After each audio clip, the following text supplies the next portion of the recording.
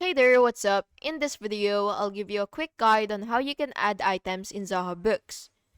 This is useful for managing your products or services efficiently in your accounting system. So, the first thing that you will have to do once you're on your dashboard is you will go to your items, which is right here, and then click the plus button.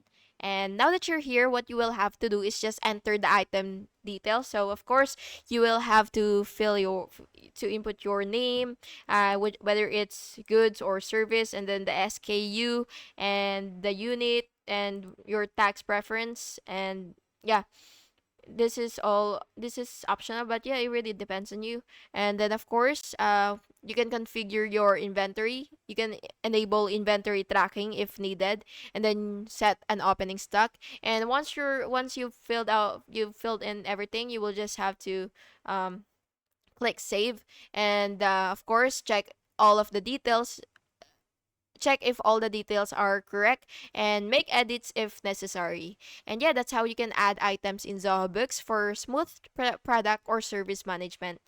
And yeah, I hope to see you in the next one, and make sure to like and subscribe for more videos like this.